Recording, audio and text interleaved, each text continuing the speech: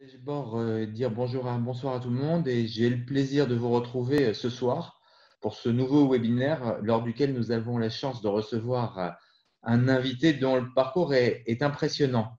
Quand je l'ai découvert, j'étais très impressionné. Alors, après des semaines d'immobilisation de l'économie française, de nombreuses entreprises tentent de remonter la pente et de relancer leur activité afin de limiter les pertes induites par la crise sanitaire du coronavirus. Faudra-t-il maintenir le chômage partiel? Et si oui, dans quelles conditions? Les annonces du gouvernement sont-elles suffisantes pour accompagner la relance?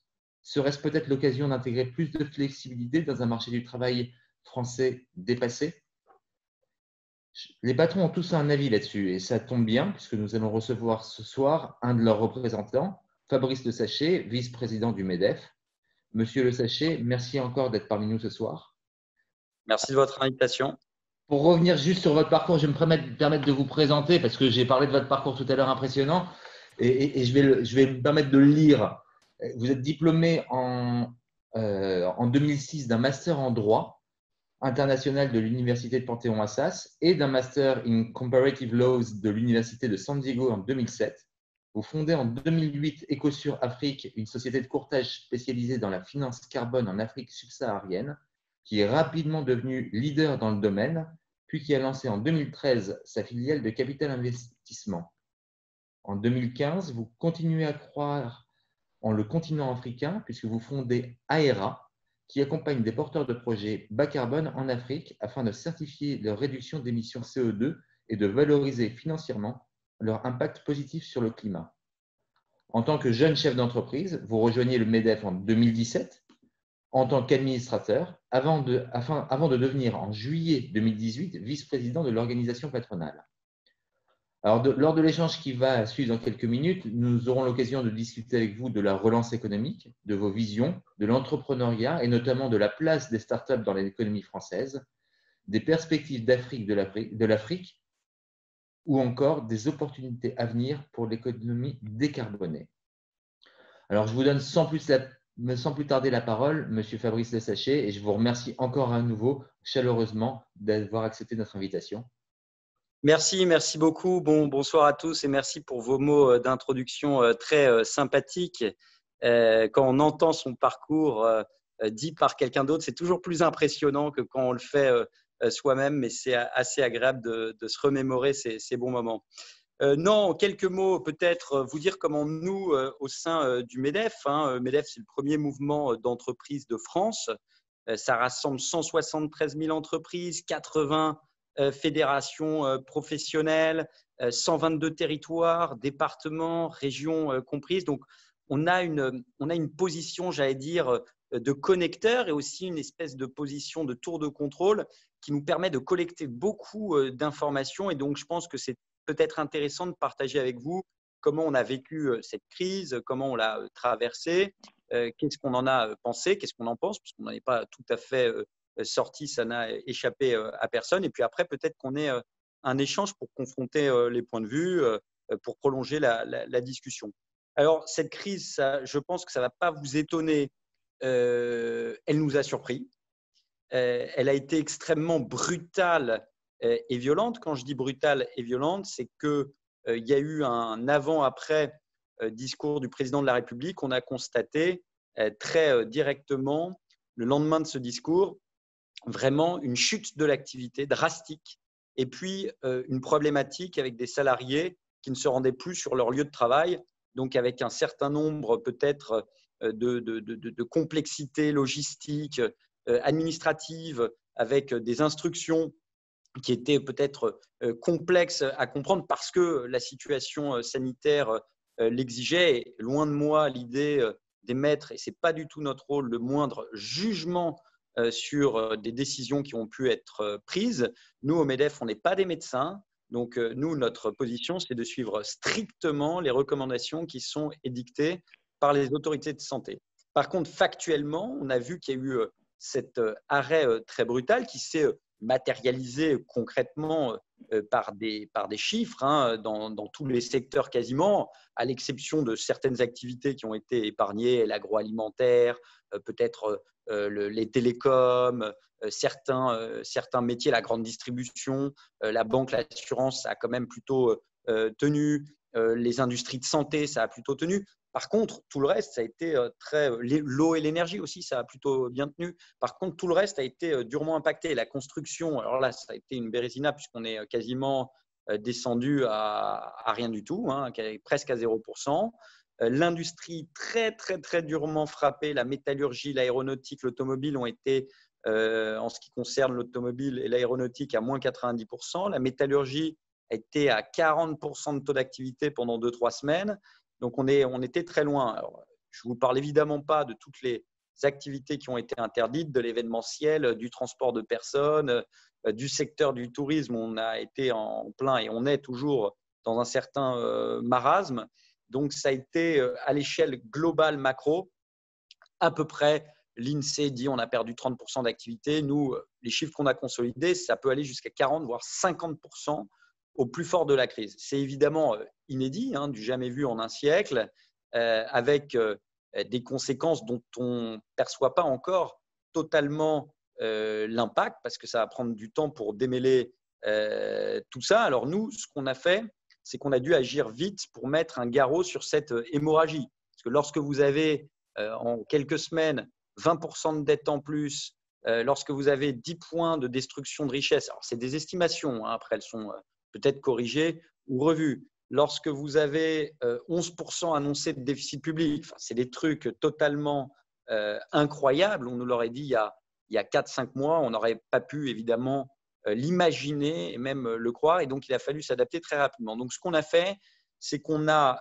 poussé, on avait une oreille bienveillante, il faut le dire, du gouvernement. Ça n'a pas été dans une optique de combat, mais de discussion, de dialogue très fort, resserré avec le gouvernement, avec les partenaires sociaux, sur 3 aspects. Le premier, c'est l'activité partielle.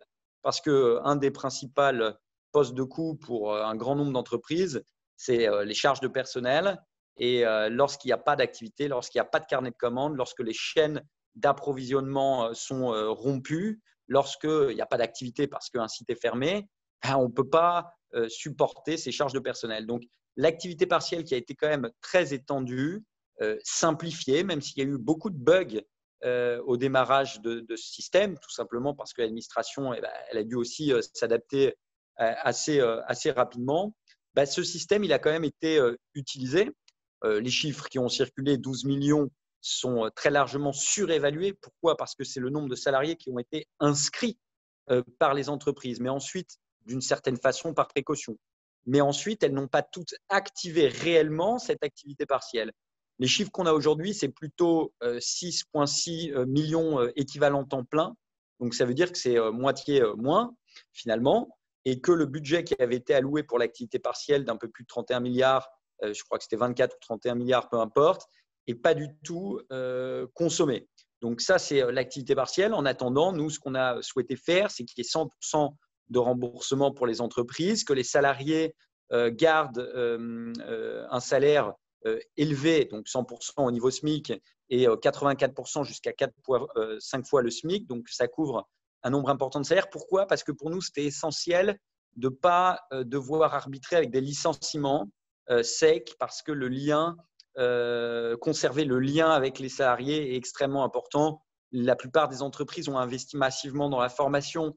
Il y a encore peu, on parlait de la pénurie de compétences. C'est très compliqué de trouver des talents, de trouver les bonnes compétences. Donc, on estime que comme c'est un arrêt volontaire de l'économie, cet arrêt, il était de quelques semaines. Si on prend les comparatifs, même si on ne savait pas si c'était du 8 semaines, 14 semaines, 18 semaines, toutes les échelles de comparaison avec d'autres pays qui étaient passés par le confinement, notamment en Asie, nous laissaient à penser que c'était 3 mois maximum, sauf cas extrême ou apocalyptique. Donc, on savait que c'était temporaire et il aurait été dommage de rompre ce lien avec les salariés, de procéder à des licenciements. Donc, activité partielle, on a mis le plein gaz sur l'activité partielle. Ensuite, la deuxième chose, pour arrêter l'hémorragie d'un point de vue et préserver la trésorerie, on s'est on a porté un plaidoyer très fort sur les reports de charges parce que c'était ce qui était le plus simple à accepter pour l'État, puisque finalement, c'est juste un décalage et juste un problème de trésorerie,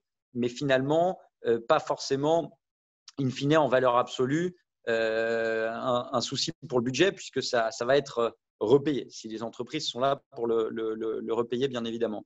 Donc ça, on a eu une oreille bienveillante. Évidemment, on a essayé de transformer le report plutôt en dégrèvement, en annulation de charges.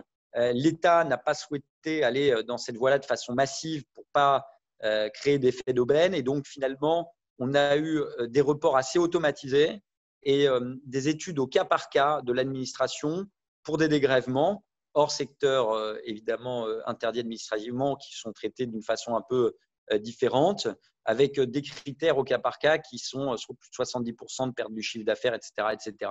Bon, là, il y a un pouvoir discrétionnaire de l'administration et on comprend qu'il ne peut pas y avoir non plus les vannes ouvertes de façon trop simple. Le remboursement d'acompte d'impôt sur les sociétés, enfin, ce genre de choses, on a vraiment essayé de travailler dessus fortement. Et puis enfin, le PGE, qui est un peu l'hélicoptère money pour les entreprises. Donc là, avec les différents effets de levier, il y a eu 300 milliards qui sont annoncés. De mémoire, là, on doit être à peu près autour de 100 milliards, pour faire simple, en tout cas un tiers d'utilisés, avec des tickets moyens de 200 000 euros. Alors là, nous, notre travail, ça a été vraiment d'essayer d'étendre le PGE à des catégories d'entreprises qui auraient été un peu exclues, puisqu'au début, on était quand même sur des entreprises plutôt bien notées. Je crois de mémoire de 1 à 5 de notation. Et donc, nous, on a essayé d'élargir un petit peu, d'élargir aussi aux entreprises qui ont été nouvellement créées, etc., etc. Donc ça, c'était tout le travail sur ce plan-là. Les réseaux bancaires sont venus en appui et ont plutôt bien joué le jeu. Alors, il y aura toujours des exemples d'entrepreneurs qui ont eu des expériences déceptives avec des banques, mais grosso modo, ça s'est plutôt bien passé. Et puis, les deux autres choses qu'on a fait, donc ça, c'est pour les mesures un petit peu airbag ou les garrots pour arrêter l'hémorragie. Puis, les deux autres choses qu'on a fait, là, c'était plus délicat pour nous parce qu'on a dans nos adhérents les deux parties.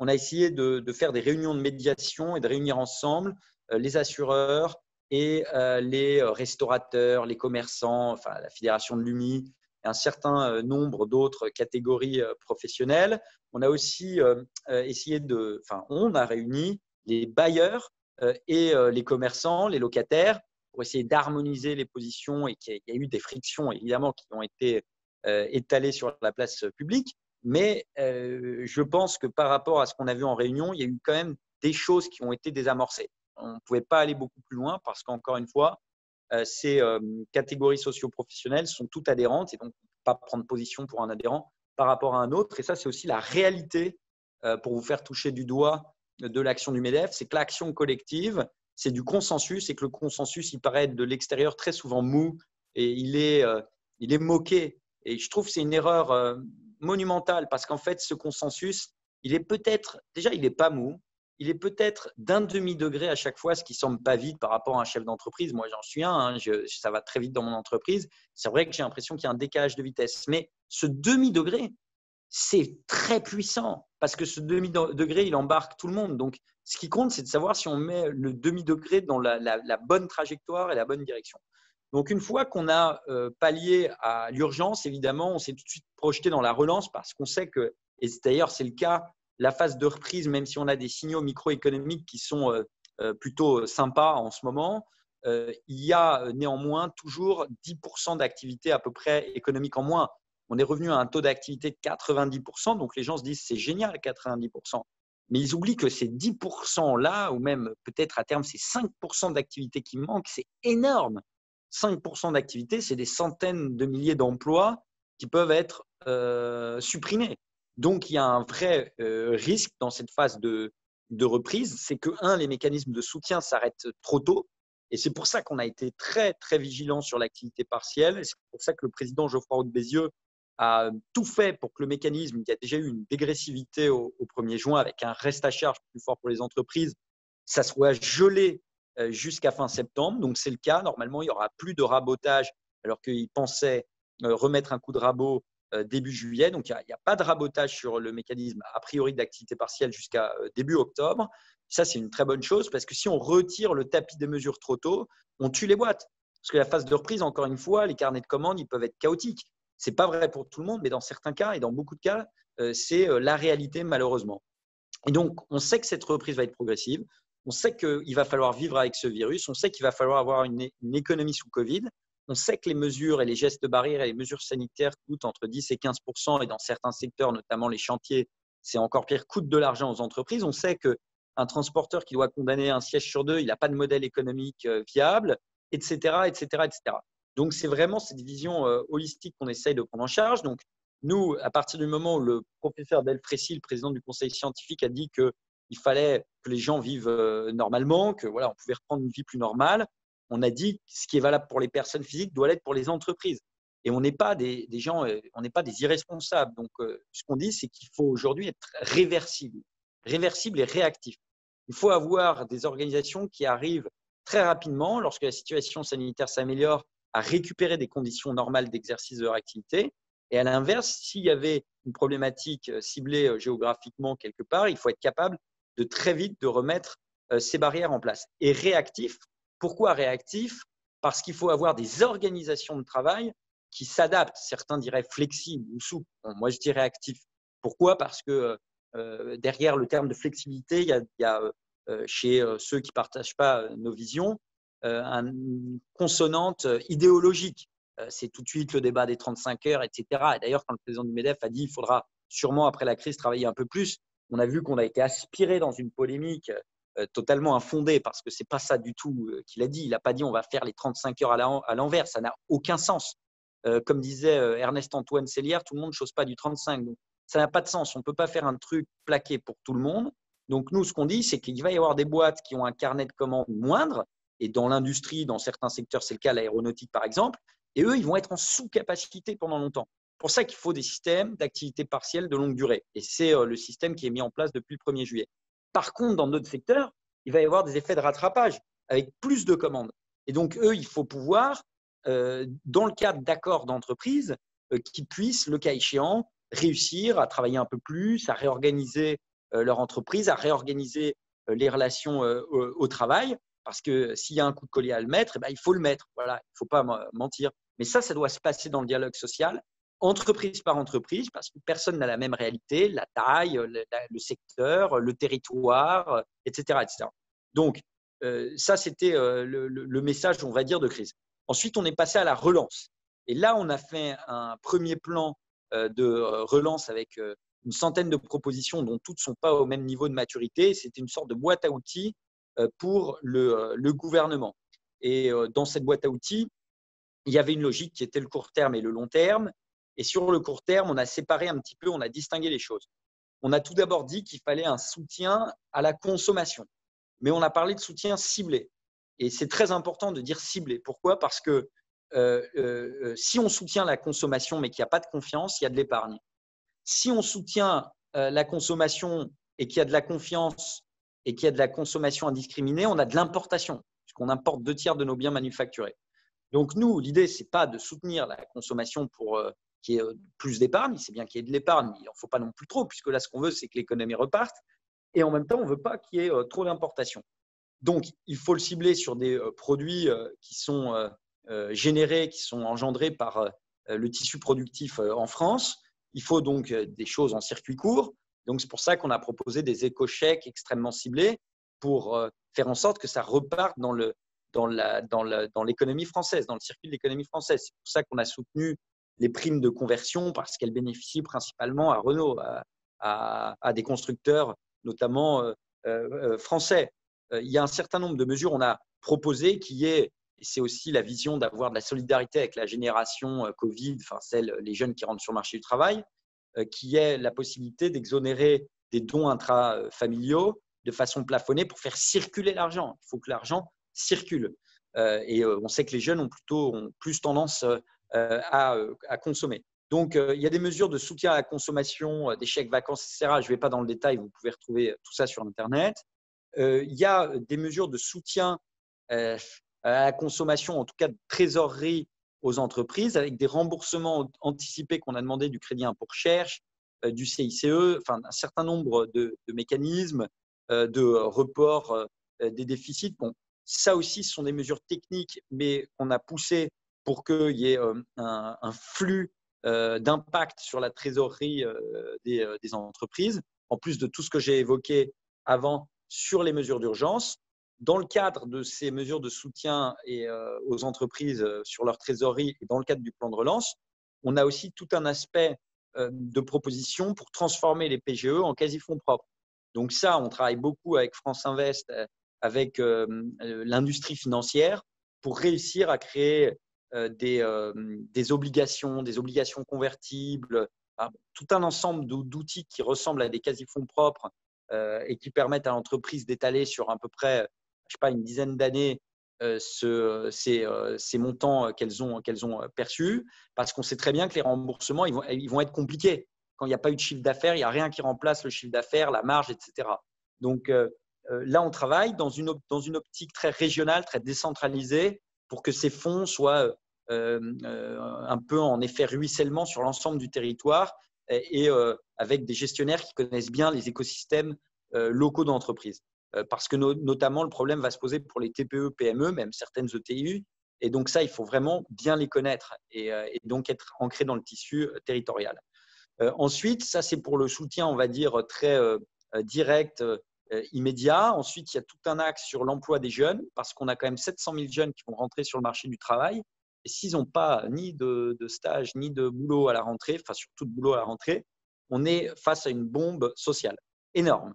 Et les gilets jaunes à côté, ça peut être vraiment très calme. Donc, nous, notre vision, c'est que s'il n'y a pas d'insertion de cette classe d'âge sur le marché du travail, on pense qu'il peut y avoir des mouvements éruptifs sociaux très violents avant décembre. Donc, ce qu'on a fait, c'est qu'on a été très fort là-dessus, enfin fort dans le sens où on a tapé fort là-dessus.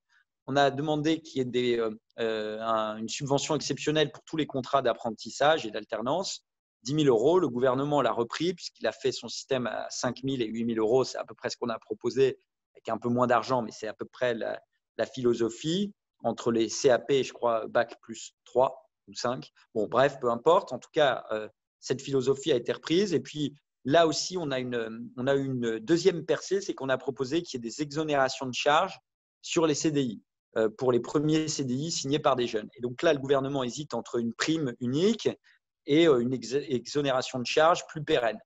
En tout état de cause, il y aura quelque chose qui sera fait pour les CDI et ça, c'est extrêmement important.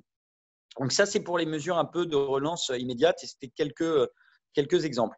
À plus long terme, tout le monde parle de relocaliser. Nous, on n'aime pas trop ce mot relocaliser parce qu'il y a aussi une connotation idéologique de dire que toutes les délocalisations, c'est pas bien, c'est mal, alors qu'on sait très bien que de très nombreuses délocalisations ont été effectuées, certaines évidemment pour des raisons de coût, mais d'autres ont été effectuées dans le cadre de l'internationalisation des entreprises françaises et notamment des grands groupes. 75% du chiffre d'affaires du CAC 40, il est hors de France. Et cette internationalisation, elle est extrêmement importante, évidemment, pour l'emploi ici, pour notre structure économique, mais on ne va pas remettre des usines qui servent le marché colombien ou sud-coréen en France. Si ces usines, je pense, j'en sais rien, moi, l'usine de Renault Samsung en Corée du Sud, ils servent le marché sud-coréen et les marchés asiatiques. Il n'y a pas de sens de mettre cette usine à Boulogne, ce n'est plus le cas, mais à Sandouville ou ailleurs. Donc, ces délocalisations-là, elles ont des objectifs et des légitimités. Ensuite, ce qui est peut-être plus contestable ou pas contestable, mais qui nécessite de la réflexion, c'est évidemment les chaînes de valeur ou en tout cas les industries qui nous donnent une autonomie stratégique qu'on a perdue. Tout le monde a pris cet exemple, je le prends aussi. En matière de santé, les principes actifs, 80% des principes actifs en dehors de l'Union européenne, même pas en Europe. Et donc, c'est vrai qu'il faut réussir à avoir cette production. Sanofi a annoncé la constitution du numéro 2 mondial dans les principes actifs il y a quelques semaines. Ça va dans le bon sens avec 6 sites en Europe. Donc, tout ça, c'est évidemment des réflexions qu'on a sur la souveraineté économique. Nous, Geoffroy Roux de Bézieux a créé il y a 2 ans et un comité de souveraineté économique. C'était quand même, les gens nous regardaient avec des grands yeux en se disant mais qu'est-ce qui se passe au MEDEF? Est-ce qu'ils sont protectionnistes? Est-ce qu'ils sont souverainistes? Est-ce qu'ils sont plus libre-échangistes? Ce n'est pas du tout le cas. C'est simplement de dire, pour la transition écologique d'une part, pour l'autonomie stratégique d'autre part, et puis parce que d'autres compétiteurs ne jouent pas avec les mêmes règles, on ne peut plus être les naïfs du village global. Et donc maintenant, soit il y a des règles de concurrence qui sont loyales et saines entre les compétiteurs mondiaux, soit il faut taper du poing sur la table et surtout, on a le droit de choisir notre modèle social, notre modèle environnemental.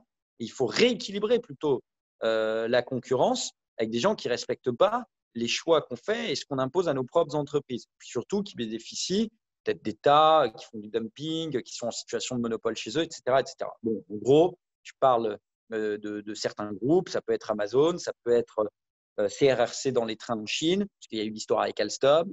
Je ne rentre pas dans les détails. Si vous voulez échanger là-dessus, on pourra le faire. En tout cas, nous, on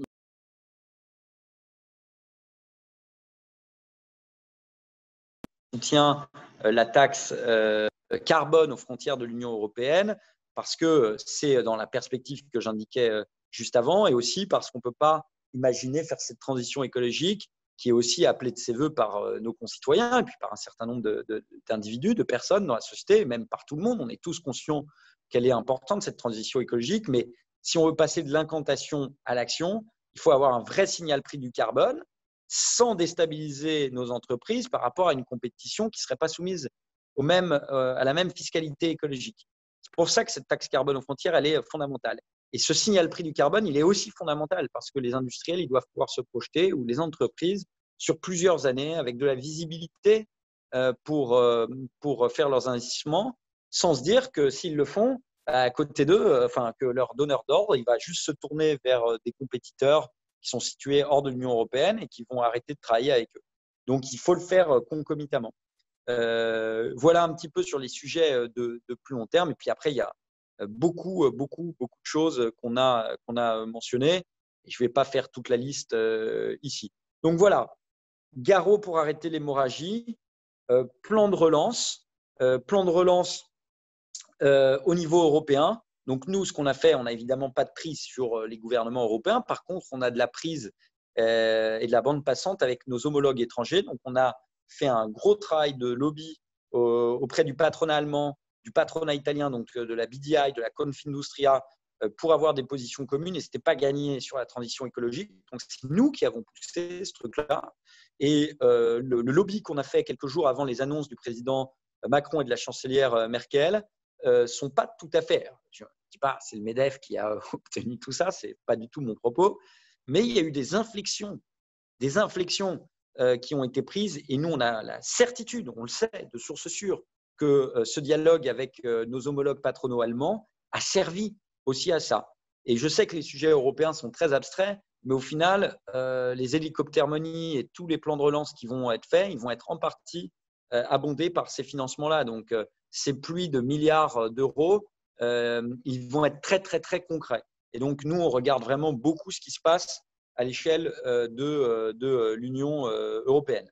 Et enfin, il faut, j'aime pas ce mot profiter de la crise, ce n'est pas un terme qui convient vu les problématiques sanitaires et le coût humain qu'il y a eu. Mais en tout cas, il faut faire levier sur cette crise pour moderniser l'économie. Donc, ça veut dire aussi investir dans les infrastructures, réfléchir à l'organisation territoriale, etc. etc. Bon, je ne vais pas développer parce qu'on peut, je pense, peut-être passer aux échanges vu qu'il y a déjà une bonne vingtaine de minutes qui sont passées.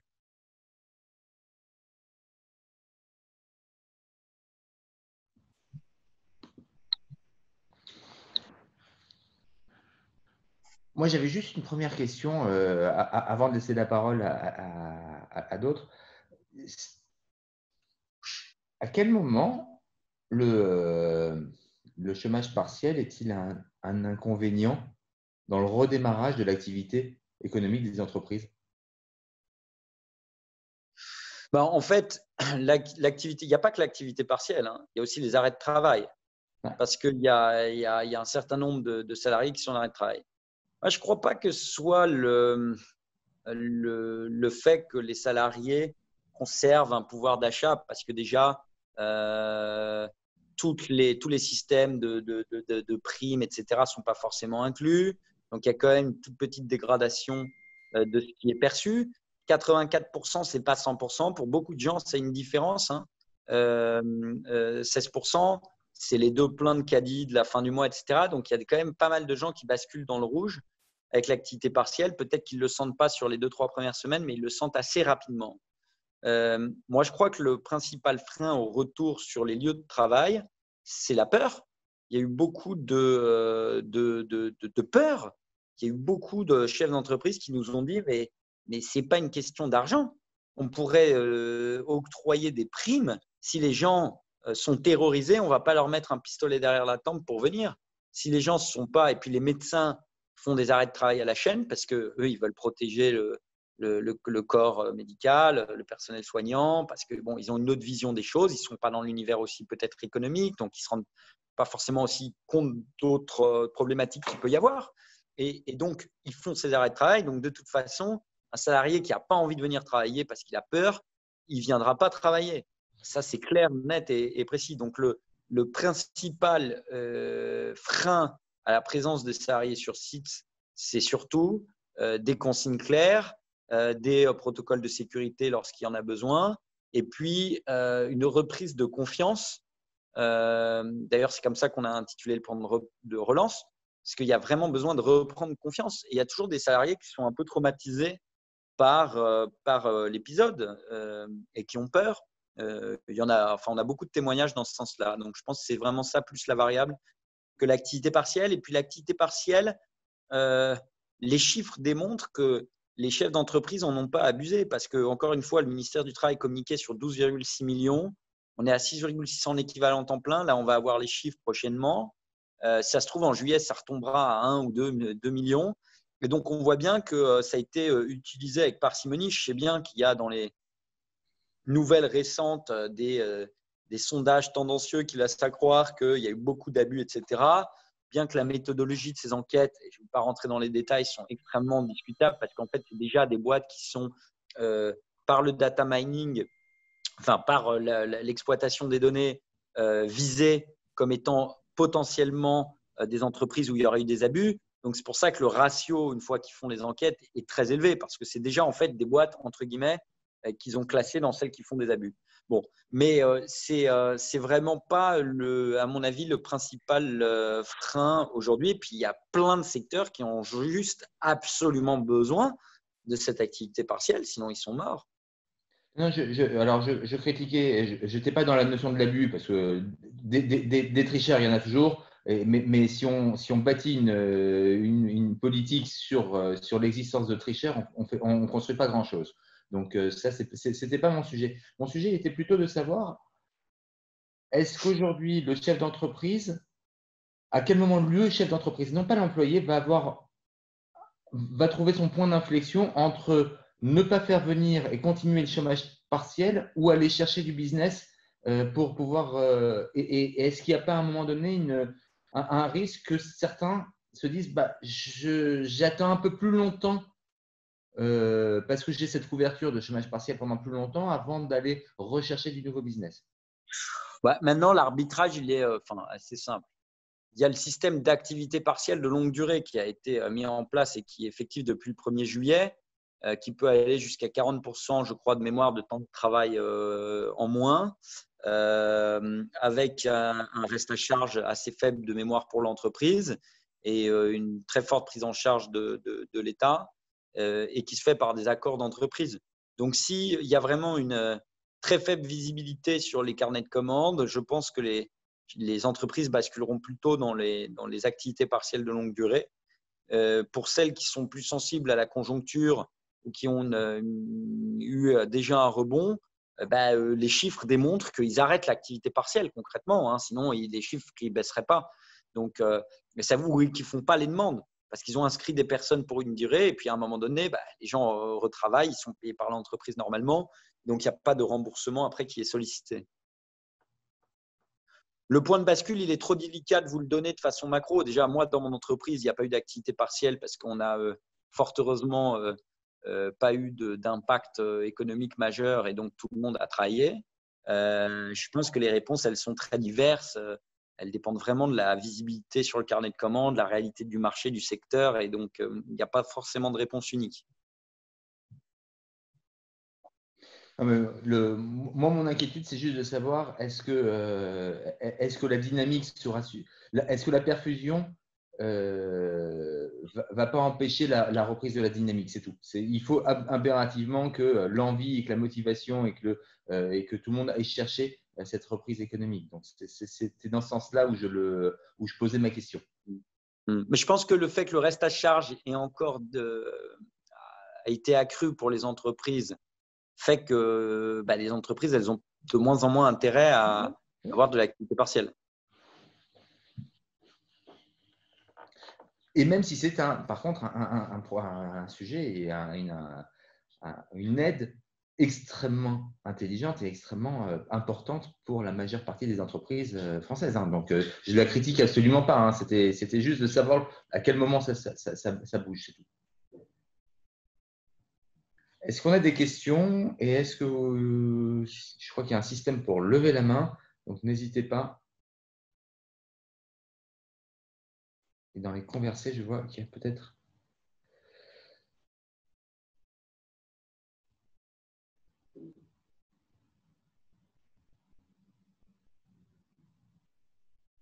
Est-ce qu'il y a des questions? Non? Il y en a… J'en ai lu une dans les conversations, je ne sais pas si vous l'avez vu, sur les jeunes.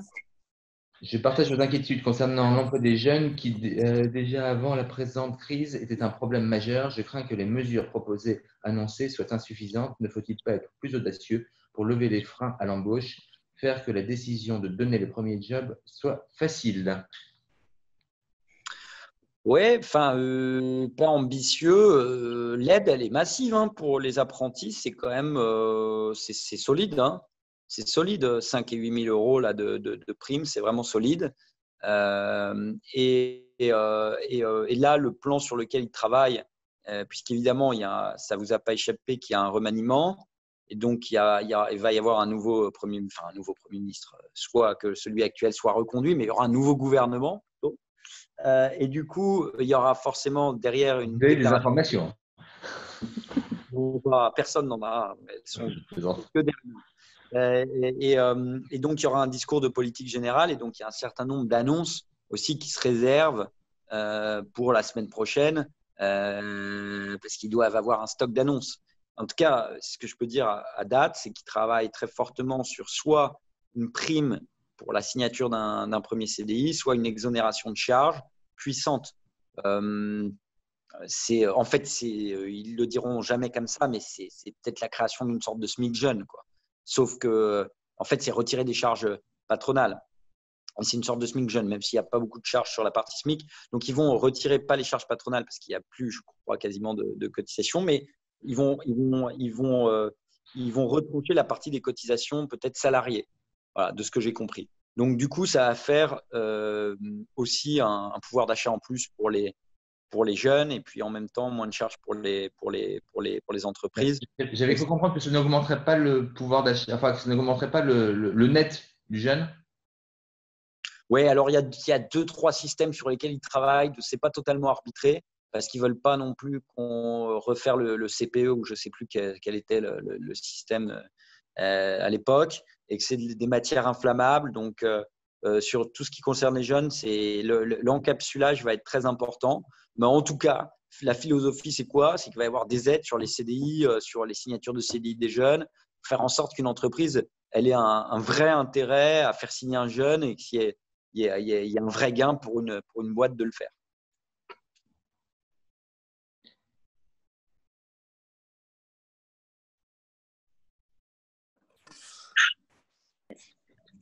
Il y a une autre réaction. Je partage votre avis sur l'effort financier des aides pour les apprentis, mais l'effort à fournir pour les entreprises est énorme, donc pas jouable. Qu'en pensez-vous?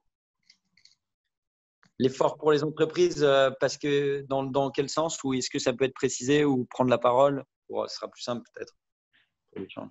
Si tu peux ouvrir le micro.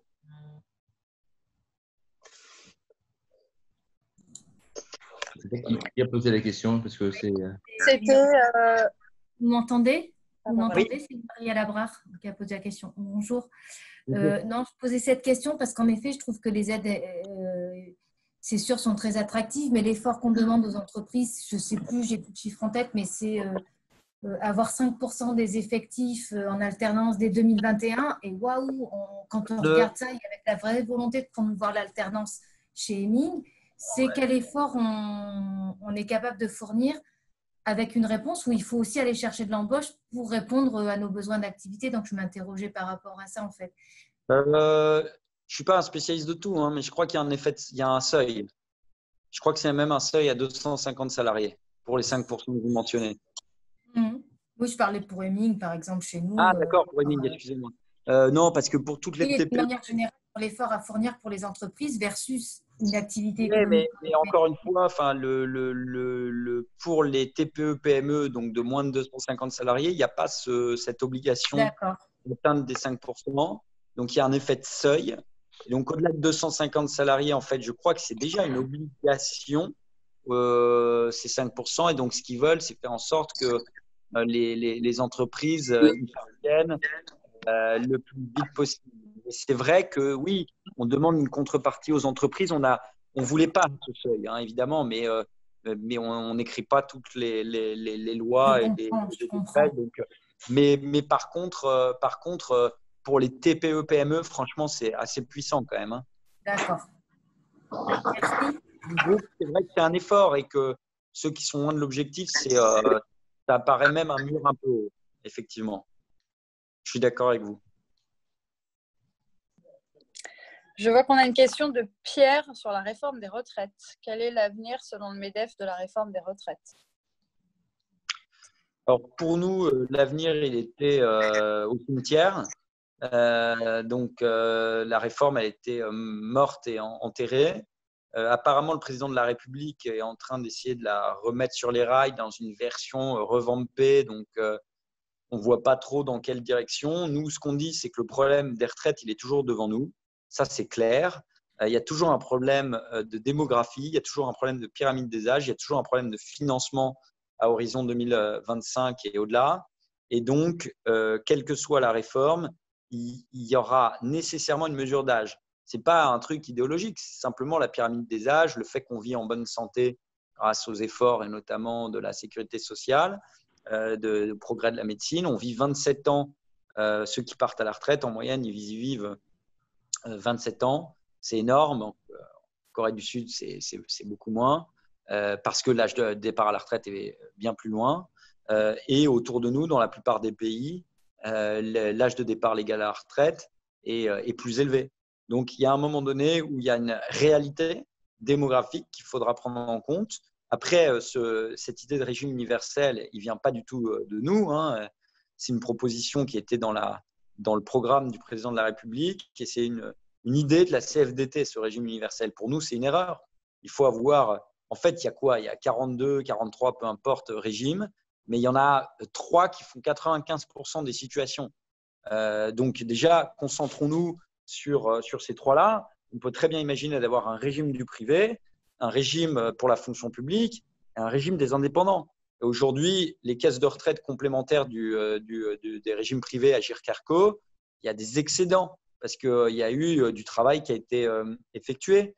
Dans certaines caisses d'indépendants, de professions libérales, etc., il y a aussi des excédents.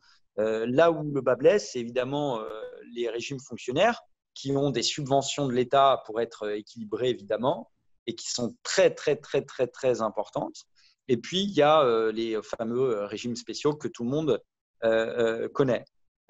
Pour nous, la problématique du système universel, c'est que déjà, je pense que tout le monde a pu constater que c'était incompréhensible et surtout très mal ficelé, leur réforme. C'est surtout ça qui est impressionnant, c'est qu'il y a vraiment beaucoup de cas techniques qui n'ont pas été pris en compte et donc on se demande si les études d'impact ont vraiment été faites. Or, on parle quand même de la première dépense publique. C'est ça, c'est le plus gros bloc de dépenses publiques français. Les retraites, c'est 320 milliards, 330 milliards d'euros. Donc, c'est gigantesque. On ne peut pas imaginer de faire un truc bâclé en 6 mois pour ce qui va nous emmener pendant 30 ans dans une direction. Je parlais des demi-degrés tout à l'heure et qui est en plus le premier poste de dépenses. Donc, nous, on est vraiment très vigilants là-dessus. On ne peut pas se satisfaire du statu quo, mais la réforme telle qu'elle était proposée, c'était pas génial. Et le pire qui puisse se passer, c'est qu'on ait une version 2 de la réforme qui soit exactement la même chose, c'est-à-dire on unifie tout pour aller braquer les réserves des régimes excédentaires, grosso modo, pour aller vite. Et de l'autre côté, il n'y a même plus de mesure d'âge. Alors là, c'est la catastrophe absolue, totale. Donc, pour nous, c'est une réforme qui n'a pas l'espace politique et qui n'a pas l'espace pour aller au bout, qui va crisper. Le problème, c'est que le président de la République a fait des réformes des régimes de retraite, ce que le président Hollande avait fait de la courbe du chômage. Il a dit « je serai jugé ou on devra me juger à l'aune de cette réforme ». Et donc, il y a peut-être la volonté de forcer le truc et d'avoir une réformette qui soit sur un affichage de Big Bang parce que ça devient un système universel, mais en fait réformette sur les financements parce qu'il n'y a rien sur l'âge, quoi. Bonjour monsieur, j'ai une question si vous le permettez. J'ai une question concernant le MEDEF qui a souhaité un moratoire sur les lois environnementales en avril dernier, il me semble. Est-ce que vous regrettez ou est-ce que vous continuez à assumer ce souhait, cette annonce qui a été faite il y a quelques mois? Alors, ce n'est pas une annonce, en fait. L'histoire est un peu plus compliquée. C'est une lettre qui a été rédigée, qui a été envoyée à la ministre Elisabeth Borne et que son cabinet s'est précipité de faire fuiter pour pouvoir… c'était vraiment du pain béni. C'était une lettre un peu techno qui avait été envoyée. Et donc, c'était du pain béni parce qu'évidemment, d'aller raconter dans la presse qu'on se bat contre des méchants lobbies qui font tout pour ralentir les choses en matière de transition climatique et qu'on gagne contre eux, politiquement, c'est plutôt positif et les gens ne vont pas descendre dans la rue pour défendre le MEDEF. Donc, on est assigné au mauvais rôle de toute façon. Maintenant, pour être vraiment très factuel et concret, on n'a pas demandé de moratoire sur les lois environnementales.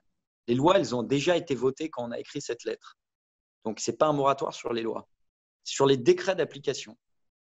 Il y a eu 200 décrets d'application. On a demandé un moratoire sur 10 décrets d'application. On a demandé un moratoire d'une durée de 6 mois. 6 mois sur 10 décrets sur 200. On partage tous les objectifs des lois, économie circulaire, etc. Et ils le savent très bien au gouvernement, puisqu'on a discuté avec eux, on les a aidés, on a même participé, contribué, on a proposé le forfait mobilité. C'est une idée du MEDEF, le forfait mobilité. C'est-à-dire que les entreprises peuvent verser 400 €. Le gouvernement a repris une idée du MEDEF. Donc, on travaille très bien sur ce sujet avec eux. Seulement, là, il s'agissait de protéger certaines professions, notamment, je prends un exemple très simple que tout le monde va comprendre, les restaurateurs. Est-ce que franchement, on peut imaginer que dans les 6 prochains mois, ils puissent mettre en œuvre la REP, la responsabilité élargie du producteur? Franchement, c'est honnêtement pas sérieux.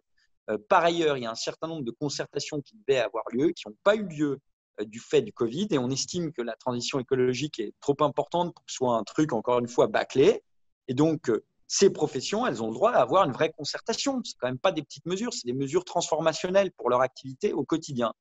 Et donc, on a demandé 10 décrets, 6 mois, pas les calendes grecques, pas de refaire des choses, pas de reprendre les lois, pas de les annuler. Et donc, ça a été transformé en MEDEF et contre les lois environnementales, etc. C'est dommage, mais c'est comme ça.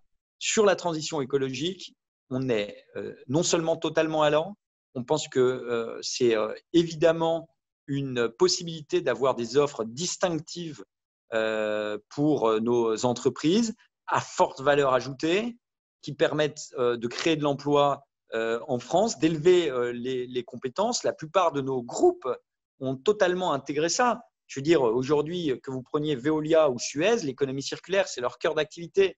Vous prenez Danone, la RSE, c'est son cœur d'activité, parce que l'agroalimentaire, vous pouvez prendre même le luxe. Aujourd'hui, le luxe, c'est le luxe durable. Vous prenez des énergéticiens, Total, ils vont vers le gaz.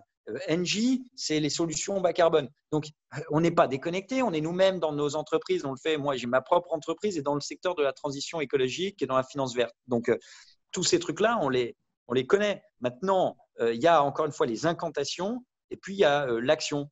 Si on n'a pas un vrai débat sur le mécanisme d'ajustement carbone aux frontières, et c'est une catastrophe. Si on n'a pas si on soumet notre acier, notre ciment à un prix du carbone élevé, mais que de l'autre côté, on peut importer de l'acier et du ciment de Chine, mais on n'aura plus une aciérie, on n'aura plus une cimenterie. Et après, on n'aura plus de filière industrielle, on n'aura plus d'autonomie sur ces secteurs-là. Donc, nous, on a cette approche-là, extrêmement importante sur la taxe carbone. Et puis après, on a un ensemble de mesures. Le forfait mobilité dans les entreprises de façon volontaire pour la mobilité douce, mais il ne faut pas oublier que 70% des personnes prennent leur véhicule. On a fait des propositions, puisque la transition écologique, c'est aussi la transition énergétique, pour avoir des positions qui soient, j'allais dire, pas de parti pris technologique. Par exemple, la façon dont le nucléaire est traité n'est pas tout à fait rationnelle si on regarde strictement d'un point de vue climat. Et je dis strictement d'un point de vue climat. Il y a un certain nombre d'autres sujets. Nous, on pense que les entreprises, en fait, elles ont des solutions à proposer. Pourquoi ? Parce qu'elles ont des ressources humaines, elles ont des capitaux, elles ont une capacité de R&D. Et donc, le levier, c'est les entreprises. Et on ne peut pas avoir une vision tout le temps, j'allais dire, décliniste, décroissante, déconsolidatrice, parce que finalement, est-ce qu'aujourd'hui, on construit exactement de la même façon, on produit, on consomme de la même façon qu'il y a 10 ans ? Certainement pas. Certainement pas. Même un avion, on parle beaucoup de l'avion, des interdictions, etc.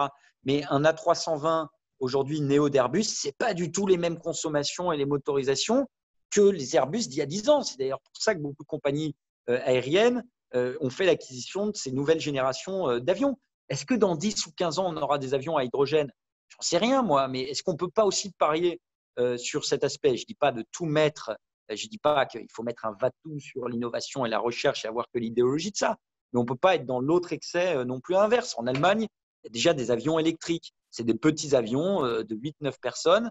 Et à un moment donné, il y a aussi ces choses-là. Et puis, il faut se méfier des totems, des mots-clés qui sont effectivement à l'époque des réseaux sociaux, de l'information instantanée, des tsunamis médiatiques très efficaces, mais en fait, personne gratte derrière.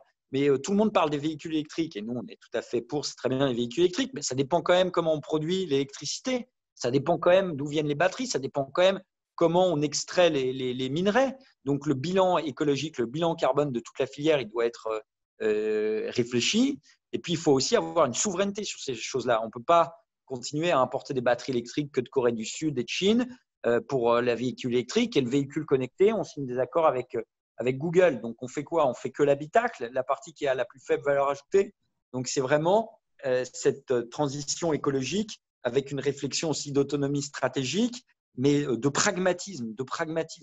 Sans ça, on court au-devant de cataclysmes et de tsunamis sociaux. Parce que c'est ça qui va se passer. Si on dit cette expression populaire, elle est tout à fait vraie, l'enfer est pavé de bonnes intentions. On peut avoir des excellentes intentions et créer un enfer. Et donc, nous, on est pour cette transition, mais on veut la faire très, très, très concrètement. Et on parle à des membres des partis écologistes. De temps en temps, il peut y avoir une compréhension assez faible de comment fonctionne l'économie. Et c'est dangereux. Donc, on essaye aussi d'avoir ce dialogue et on apprend d'eux et ils peuvent aussi peut-être apprendre de nous. Mais je pense que ça ne sert à rien de dire que voilà. Vous avez compris, je pense, mon point. Moi, il reste juste 1 minute et j'ai une question peut-être qui est un petit peu à côté. Mais donc, je ne vous demande pas d'y répondre de façon trop développée. Mais il y a eu une autre crise dans la crise, c'est la crise du mouvement Black Lives Matter. On a beaucoup entendu parler les entreprises internationales sur ce sujet. En France, sauf erreur de ma part, mais beaucoup moins, très peu d'entreprises ont pris la parole. Quelle était la position du MEDEF là-dessus ? Est-ce que c'est un sujet politique ou un sujet business ? Non, mais c'est la question de la diversité, etc. Bon, déjà, nous, on n'est pas communautariste. Hein. On a notre culture, nous, en tout cas au MEDEF, et je pense que c'est partagé par un certain nombre de personnes qui sont ici. On a une culture française qui est une culture républicaine. C'est-à-dire qu'on a à la fois la volonté de ne pas avoir ces statistiques, ces revendications très communautaires, hein, quelles que soient les revendications. Et on a aussi la volonté que tout le monde puisse avoir de la mobilité sociale, de la progression. Et les entreprises, c'est d'ailleurs un des espaces où cette mobilité sociale peut avoir lieu. Malheureusement, on est très mal classé en France sur cette question de la mobilité sociale. Donc, il y a des efforts évidemment à faire. Beaucoup d'initiatives entrepreneuriales sont soutenues parce que souvent, l'entrepreneuriat, c'est le circuit court de cette possibilité d'avoir de la mobilité sociale. Ce n'est pas facile parce qu'il y a un taux de déchets qui est très élevé.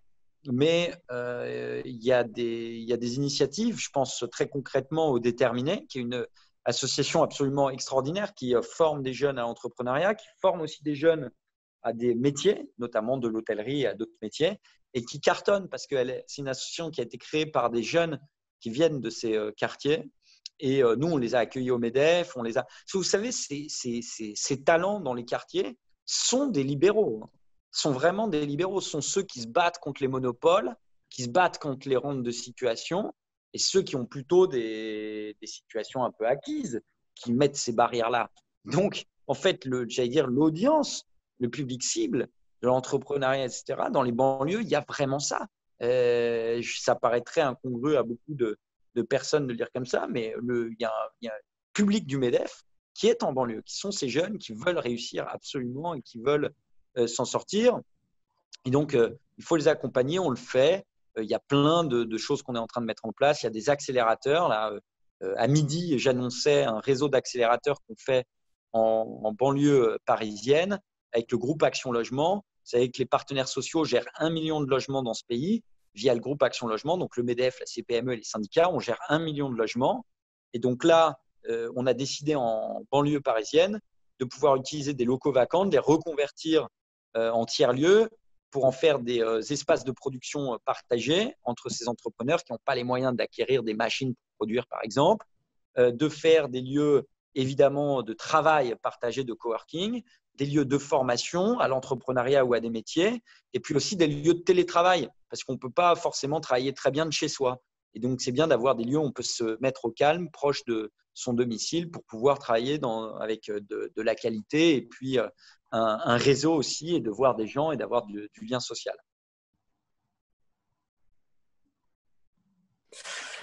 Merci beaucoup. Il est un peu plus de 19h. Je pense que c'est l'heure de vous libérer tous. Merci beaucoup, Fabrice Le Sachet, pour ces confidences.